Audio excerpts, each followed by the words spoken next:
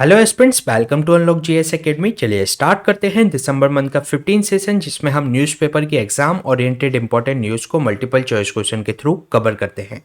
तो चलिए देख लेते हैं आज हम कौन से टॉपिक डिस्कस करने वाले हैं। प्रीवियस 91 टॉपिक हम प्रीवियस 14 सेशन में कवर कर चुके हैं, जिसका लिंक आपको डिस्क्रिप्शन में मिल जाएगा। आज हम चर्चा करेंगे इंडो पैसिफिक इकोनॉमिक फ्रेमवर्क यानी कि आईपीएफ के बारे में। देन हम देखेंगे डिजिटल इंडिया अवार्ड 2022 के बारे में, चर्चा करेंगे सोशल प्रोग्रेस इंडेक्स के बारे में, राज्यसभा में जो 12 मेंबर का नॉमिनेशन होता है जानेंगे उसके बारे में।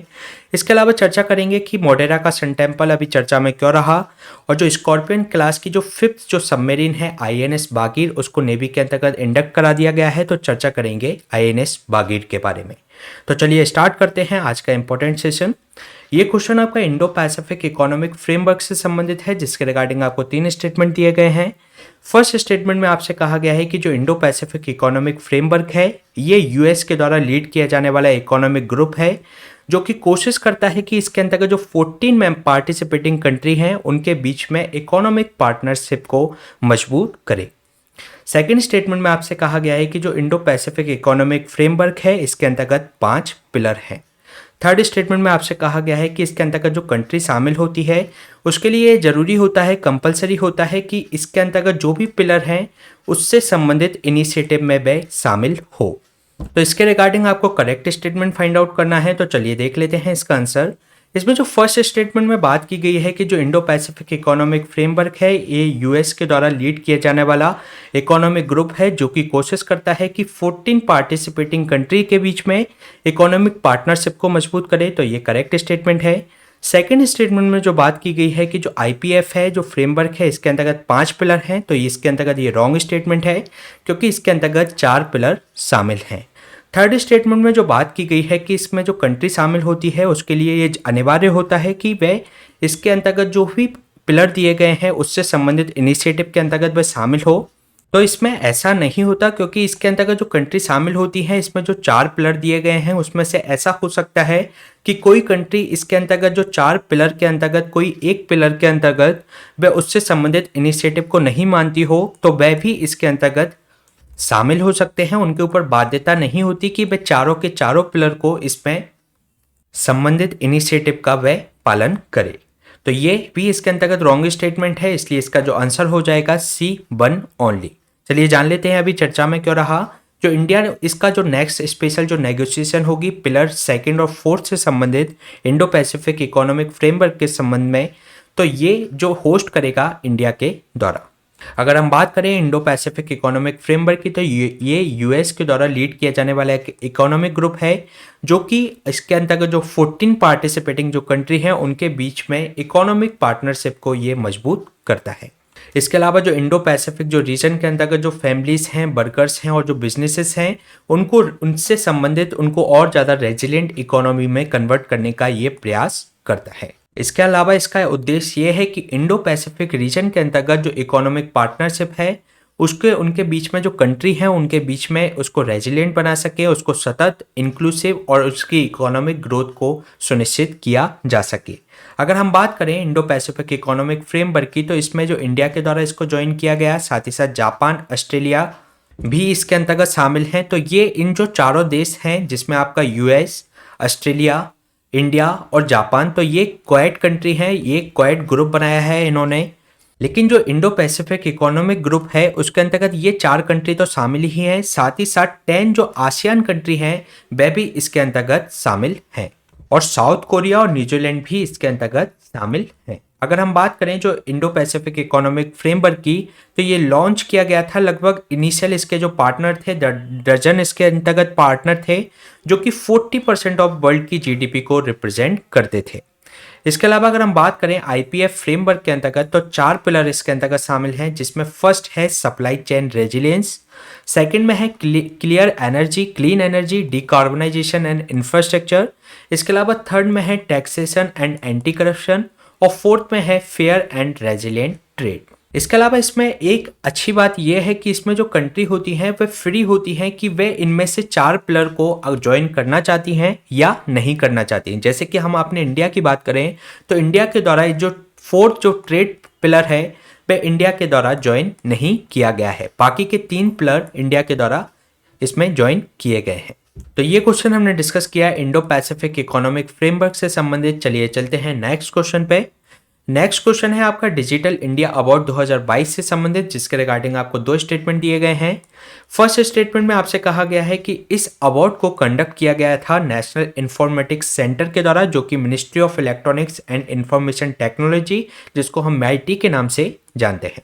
इसके अलावा सेकंड स्टेटमेंट में कहा गया है कि जो डिजिटल इंडिया अवार्ड 2022 है, इसका उद्देश्य है कि ये इंस्पायर और मोटिवेट करे केवल गवर्नमेंट एंटिटीज को। तो इसके रिगार्डिंग आपको करेक्ट स्टेटमेंट फाइंड आउट करना है। तो चलिए देख लेते हैं इसका आंसर। इसमें जो फर्स्ट स्टेटमेंट में बात की गई है कि इसको जो डिजिटल इंडिया अवार्ड है, इसको कंडक्ट कराया गया है नेशनल इंफॉर्मेटिक्स सेंटर के द्वारा, जो कि under the ministry of electronics and information technology MIT के अंतर्गत आती है। तो ये करेक्ट स्टेटमेंट है। सेकंड स्टेटमेंट में जो बात की गई है कि इसका जो उद्देश्य है कि ये इंस्पायर करेगी, मोटिवेट करेगी केवल गवर्नमेंट एंटिटीज को, तो ये रॉन्ग स्टेटमेंट है, क्योंकि ये गवर्नमेंट एंटिटी के साथ साथ जो भी प्राइवेट सेक्टर की जो एंटिटी है उनको मोटिवेट करने का ये प्रयास करेगी। तो ये इसके अंतर्गत रॉन्ग स्टेटमेंट है, इसलिए इसका जो आंसर हो जाएगा A1 ओनली। चलिए जान लेते हैं अभी चर्चा में क्यों रहा। जो स्मार्ट सिटी मिशन के अंतर्गत जो ministry of housing and urban affairs के अंतर्गत चल रही है, उसने इसका जो प्लेटिनम जो आइकॉन है उसने जीता है डिजिटल इंडिया अवार्ड 2022 को। जो डिजिटल इंडिया अवार्ड 2022 है, ये हॉनर करता है जो भी इनोवेटिव डिजिटल जो सॉल्यूशंस होते हैं गवर्नमेंट एंटिटीज के द्वारा, और जो भी डिजिटल इंडिया जो विजन होते हैं उनको ये एक तरीके से उनको सम्मानित करने का, उनको हॉनर करने का ये प्रयास करता है।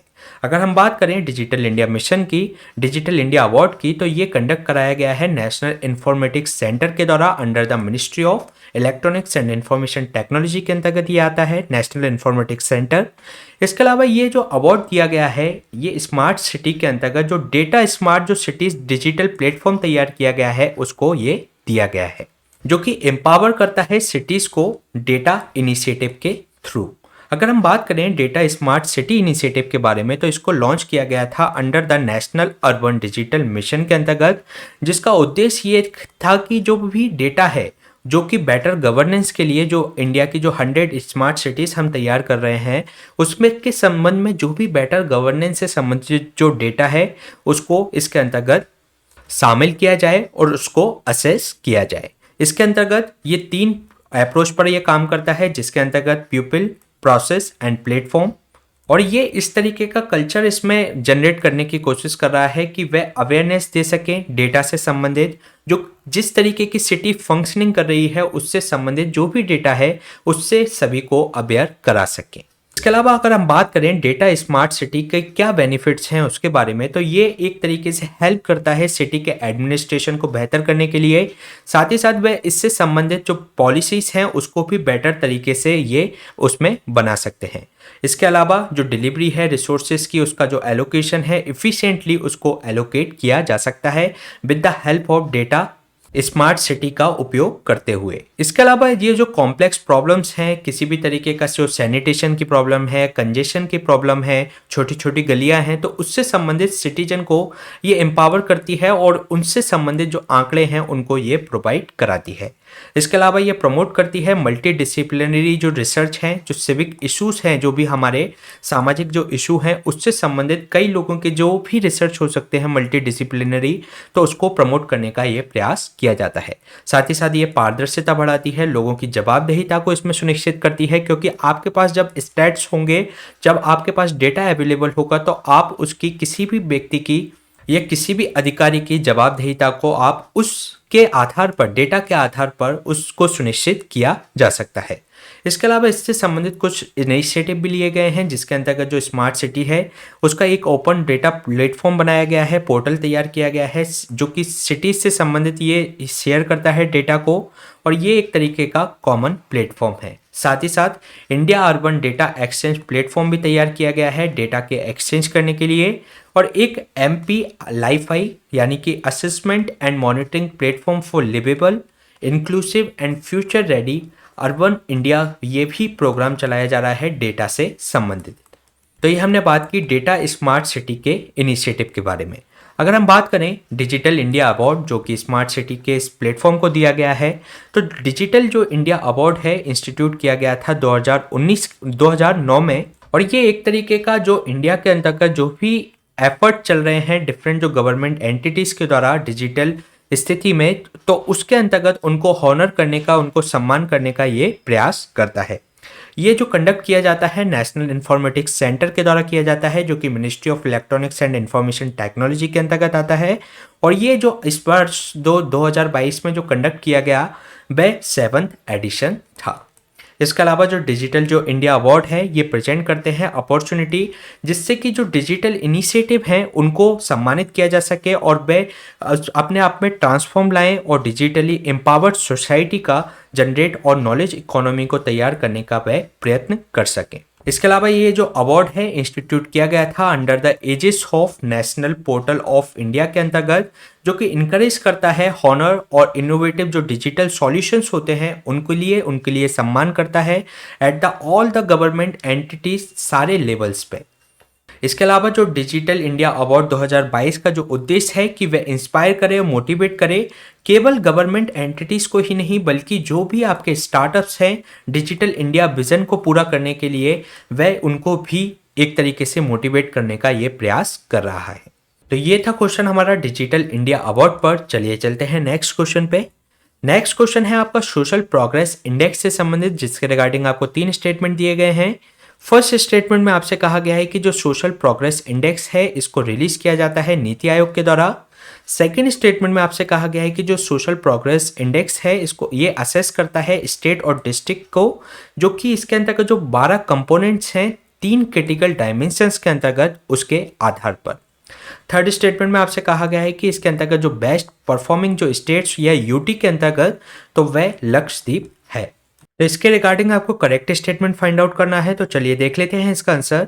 इसमें जो फर्स्ट स्टेटमेंट में बात की गई है कि सोशल प्रोग्रेस जो इंडेक्स है ये रिलीज किया जाता है नीति आयोग के द्वारा, तो ये रॉन्ग स्टेटमेंट है, क्योंकि ये नीति आयोग के द्वारा नहीं बल्कि institute of competitiveness and social progress imperatives के द्वारा किया जाता है। और इसके अंतर्गत जो economic advisory council of prime minister है वह भी इसके अंतर्गत सहयोग करती है। तो ये स्टेटमेंट इसके अंतर्गत रॉन्ग हो जाएगा। सेकंड स्टेटमेंट में जो बात की गई है कि जो सोशल प्रोग्रेस जो इंडेक्स है ये असेस करता है जो 12 कंपोनेंट्स हैं 3 क्रिटिकल डायमेंशंस के अंतर्गत उससे संबंधित उसके आधार पर स्टेट और डिस्ट्रिक्ट को, तो ये भी इसके अंतर्गत करेक्ट स्टेटमेंट है। थर्ड स्टेटमेंट में जो बात की गई है कि जो सोशल प्रोग्रेस इंडेक्स 2022 रिलीज किया गया है तो उसके अंतर्गत जो स्टेट्स और यूटी की जो बेस्ट परफॉर्मिंग जो स्टेट और यूटी है वह लक्षद्वीप है। तो ये इसके अंतर्गत रॉन्ग है, क्योंकि जो बेस्ट परफॉर्मिंग जो स्टेट है वह पुदुचेरी है। तो ये भी इसके अंतर्गत रॉन्ग स्टेटमेंट हो जाएगा। First and third wrong, second correct, तो इसलिए इसका जो आंसर होगा इसको आप 2 कर लीजिएगा। तो ये है आपका C2 ओनली इसका आंसर।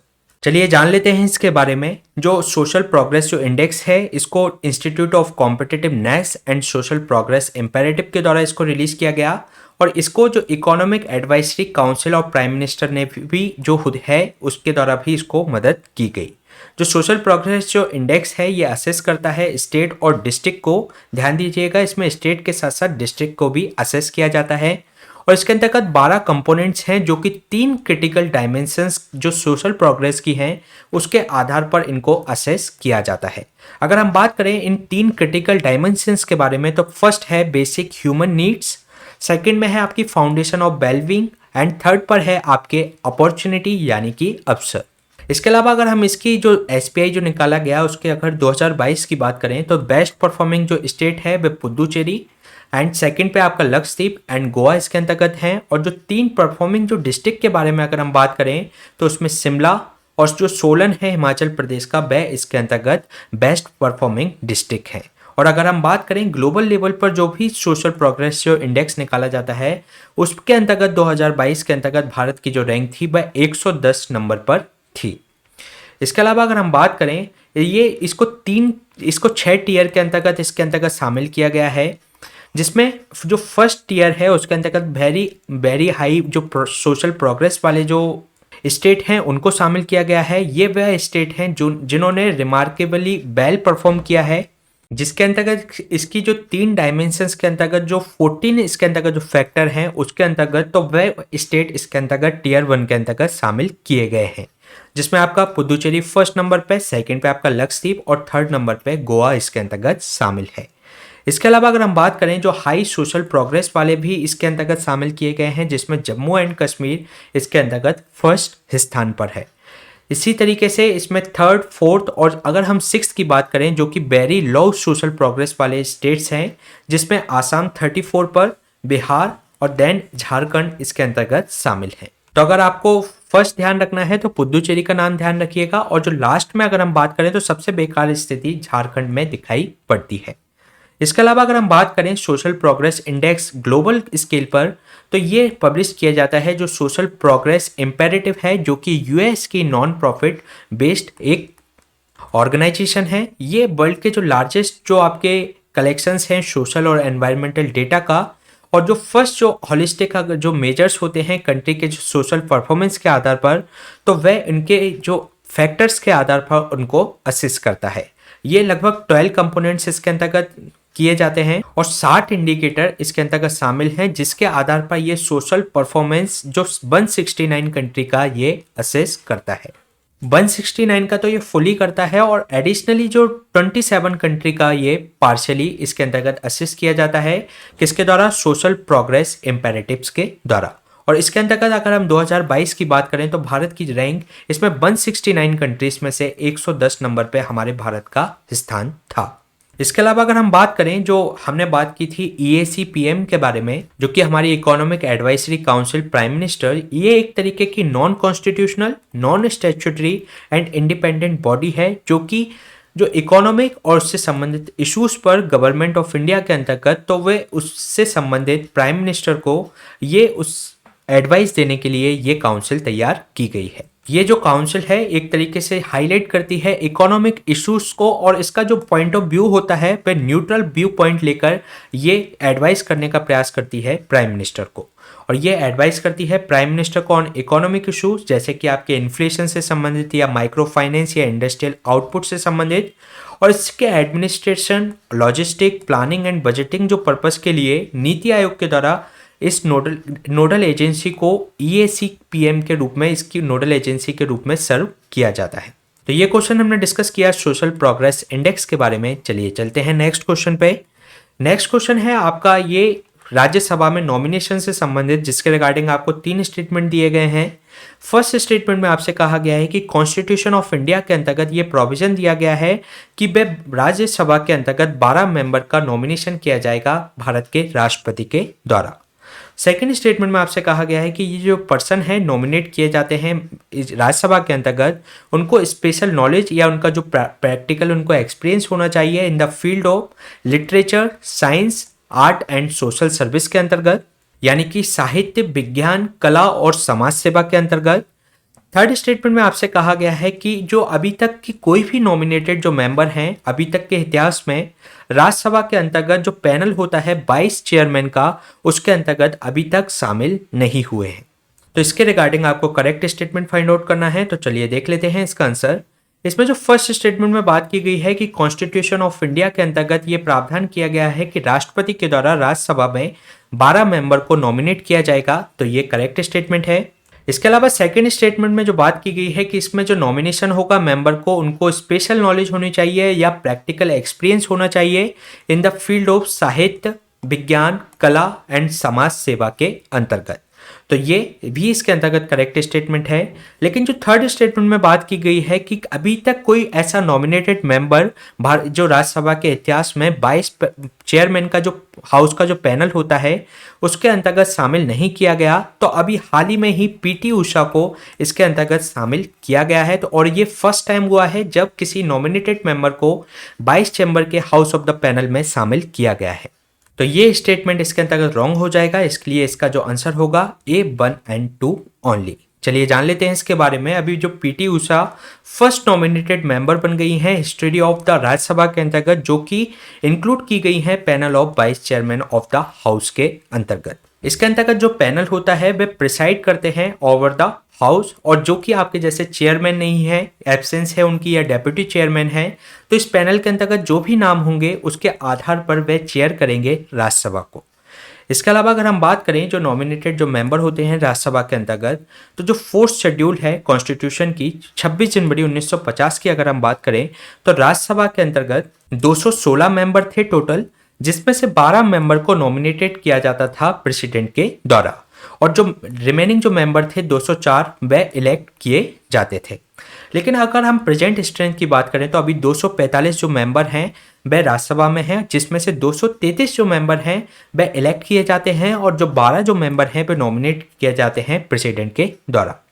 इसके अलावा राज्यसभा का कभी डिसोल्यूशन नहीं होता, ये एक कंटिन्यूस सदन है, और इसके जो 1/3 जो मेंबर होते हैं वे रिटायर होते हैं एवरी सेकेंड ईयर। तो इसके जो एवरी जो सेकेंड ईयर होगा उसमें से 1/3 जो मेंबर हैं वह रिटायर्ड इसके अंतर्गत हो जाते हैं।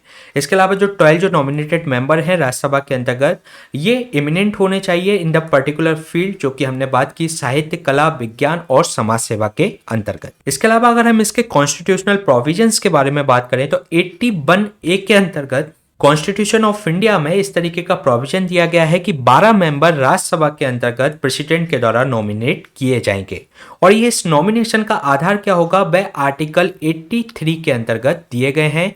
83 के अंतर्गत वही प्रोविजन है जिसकी हमने बात की कि वह फील्ड में जो एक्सपीरियंस होगा उनको प्रैक्टिकल एक्सपीरियंस होना चाहिए या स्पेशल नॉलेज होनी चाहिए साहित्य, कला, आर्ट एंड सोशल सर्विस के अंतर्गत। तो ये क्वेश्चन हमने डिस्कस किया राज्यसभा के नॉमिनेशन से संबंधित। चलिए चलते हैं नेक्स्ट क्वेश्चन पे। नेक्स्ट क्वेश्चन है आपका जो मोटेरा का जो सन टेम्पल है उसके रिगार्डिंग आपको 3 स्टेटमेंट दिए गए हैं। फर्स्ट स्टेटमेंट में आपसे कहा गया है कि ये लोकेटेड है, मोटेरा का जो सन टेम्पल है, left bank of river Sabarmati पर, जो कि मेहसाना डिस्ट्रिक्ट गुजरात में स्थित है। सेकेंड स्टेटमेंट में आपसे कहा गया है कि इसको बनवाया गया था 1026-27 सी के अंतर्गत, जो कि भीमबन सोलंकी डायनेस्टी थे उनके द्वारा। थर्ड स्टेटमेंट में आपसे कहा गया है कि इसका जो आर्किटेक्चर है वह आर्किटेक्चर है मारू गुजरात आर्किटेक्चर। तो इसमें आपको करेक्ट स्टेटमेंट फाइंड आउट करना है, तो चलिए देख लेते हैं इसका आंसर। इसमें जो फर्स्ट स्टेटमेंट में बात की गई है कि ये लोकेटेड है left bank of river Sabarmati, तो ये रॉन्ग स्टेटमेंट है, क्योंकि ये पुष्पावती रिवर के ये लेफ्ट बैंक पर स्थित है, ना कि साबरमती के। तो ये रॉन्ग स्टेटमेंट हो जाता है। सेकेंड स्टेटमेंट में जो बात की गई है इसको बनवाया गया था 1026-27 AD के अंतर्गत, और ये जो भीमबन जो सोलंकी डायनेस्टी के थे उनके द्वारा इसको बनवाया गया था, तो ये इसके अंतर्गत करेक्ट स्टेटमेंट है। थर्ड स्टेटमेंट में जो बात की गई है कि इसका जो आर्किटेक्चर जो स्टाइल है वह मारू गुर्जरा स्टाइल है, तो ये भी इसके अंतर्गत करेक्ट स्टेटमेंट है। इसलिए इसका जो आंसर हो जाएगा 2 और 3 ओनली। चलिए जान लेते हैं अभी चर्चा में क्यों रहा। अभी जो 3 और साइट्स को जो ऐड किया जा रहा है यूनेस्को की टेंटेटिव लिस्ट में, अभी ये यूनेस्को की लिस्ट में नहीं आई है बल्कि ये टेंटेटिव लिस्ट में, जो कि वर्ल्ड हेरिटेज साइट्स की जो हमारे 52 साइट्स शामिल हैं उसके अंतर्गत टेंटेटिव लिस्ट में इसको 3 साइट्स को शामिल किया गया है।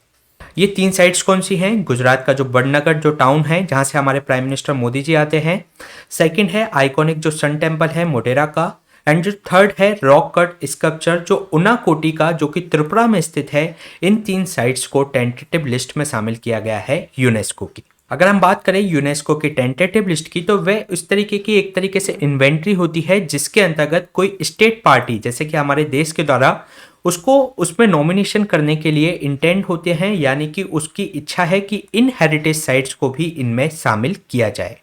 अगर हम बात करें इंडिया की अभी जो टेंटेटिव लिस्ट में कितनी हेरिटेज साइट्स इसके अंतर्गत शामिल हैं? 52 साइट्स। तो ये तो है 52 टेंटेटिव लिस्ट में। और अगर हम भारत के अंतर्गत वर्ल्ड हेरिटेज साइट्स की बात करें तो भारत के अंतर्गत कुल 40 वर्ल्ड हेरिटेज साइट्स हैं, जिसमें से अभी हाल ही में धौलावीरा को इसमें शामिल किया गया था। इसके अलावा हम जान लेते हैं गुजरात के बड़नगर टाउन के बारे में। ये किस लिए फेमस है? जो बड़नगर है ये एक तरीके से ये म्यूनसिपालिटी है मेहसाना डिस्ट्रिक्ट गुजरात की।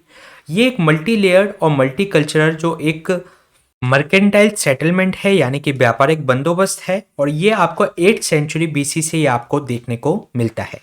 ये एक एल शेप्ड का टाउन है, और जो कि शर्मिष्ठा जो यहाँ पर लेक है उसके साथ में लगा हुआ है, और ये आपको लोकेट होती है नॉर्थ ईस्टर्न एज पे।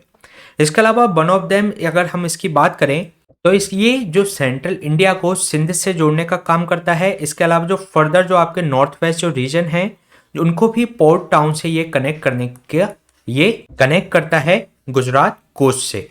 इसके अलावा अगर हम बात करें ये एक तरीके से इसके अंतर्गत पोर्ट स्थित है, साथ ही साथ ये इंडस्ट्री का एक हब है, और इसमें जो रिलीजियस सेंटर्स और टेम्पल्स टाउन भी आपको देखने को मिल जाएंगे बड़नगर में। और सबसे इंपॉर्टेंट बात, ये होम टाउन है प्राइम मिनिस्टर नरेंद्र मोदी का।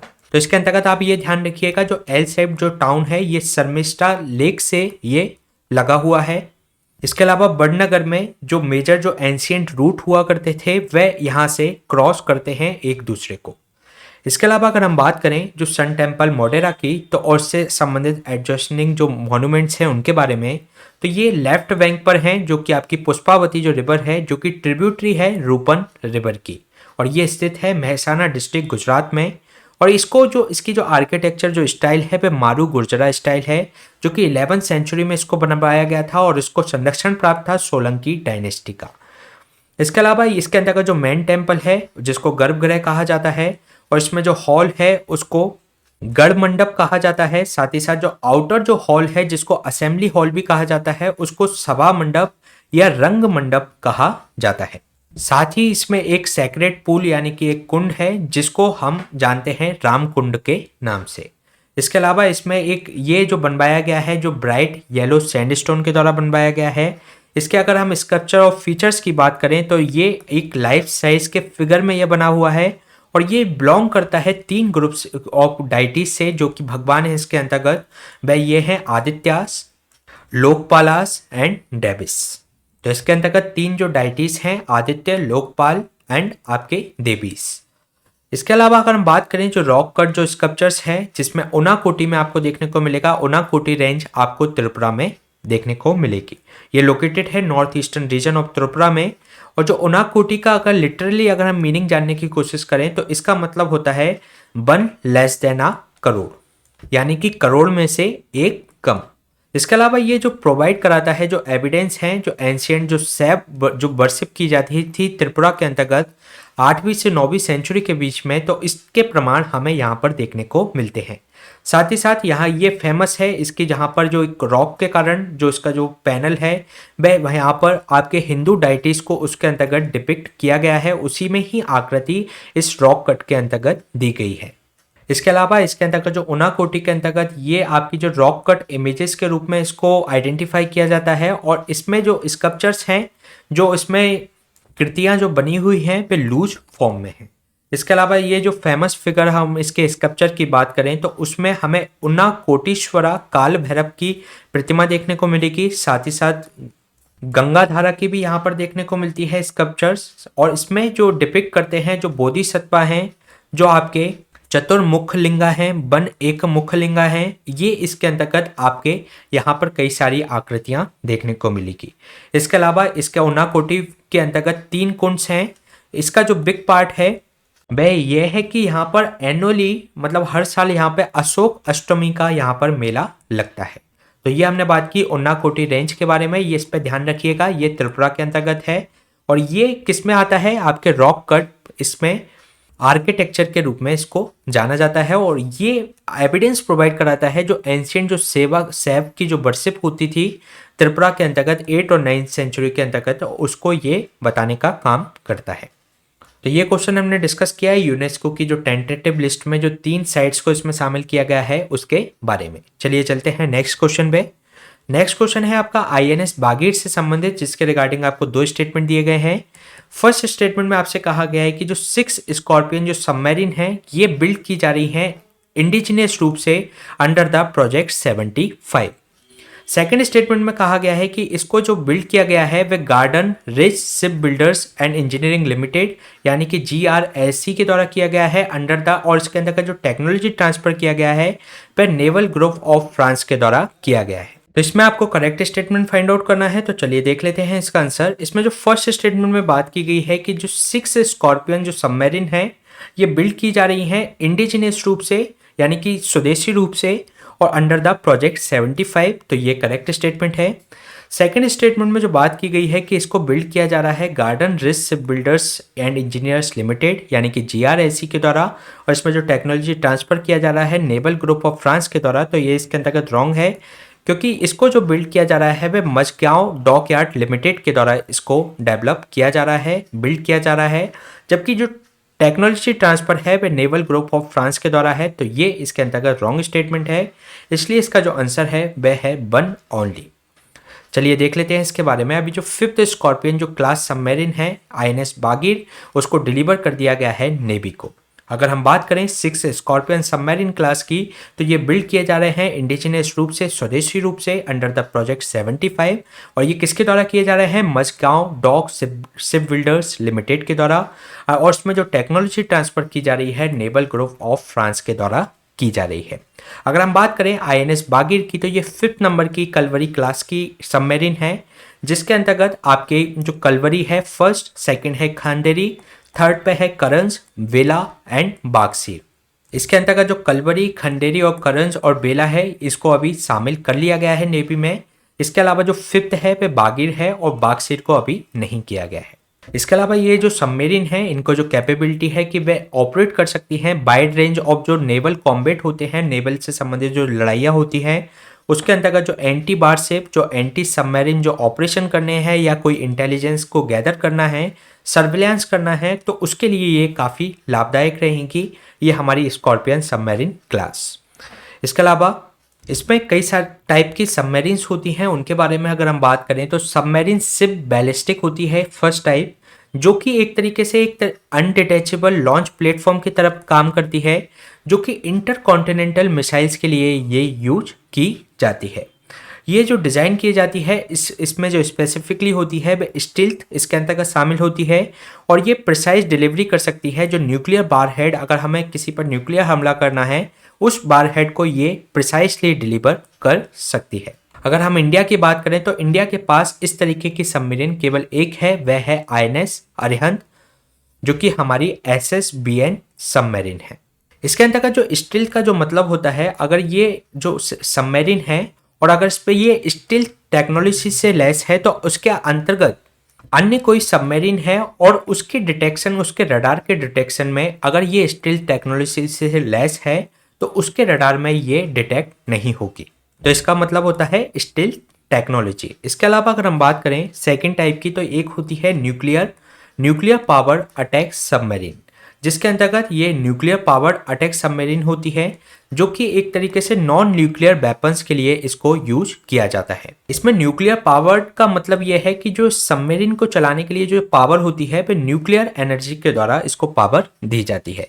इसके अलावा ये जो डिज़ाइन होता है, जो आपकी जो माइन वारफेयर है या आपकी जो डिस्ट्रॉय करना है एनिमी के शिप को, या सपोर्ट करना है जो बैटल ग्रुप का जो ऑपरेशन चल रहा है उसको सपोर्ट करने के लिए ये इस तरीके की सबमरीन यूज की जाती है। इसके अलावा ये केवल 6 कंट्री के पास ही इसी तरीके की सबमरीन्स हैं। अगर हम बात करें जो न्यूक्लियर पावर सबमरीन्स की बात करें तो यूके के पास है, यूएस के पास है, China, Russia, India and France के पास ये सबमरीन है। इसके अलावा जो थर्ड टाइप की होती है वह होती है डीजल इलेक्ट्रिक अटैक सबमरीन। इसके अंतर्गत ये जो पावर्ड हो, इसकी जो पावर जो मिलती है उसको डीजल इंजन के द्वारा मिलती है। इसमें जो बैटरी कैपेसिटी होती है, इसकी कंस्टेंट होते हैं बैटरी के, और इसको क्या होता है समय समय पर सबमरीन को एयर के पास ये वापस अंडर वाटर से ऊपर आना पड़ता है।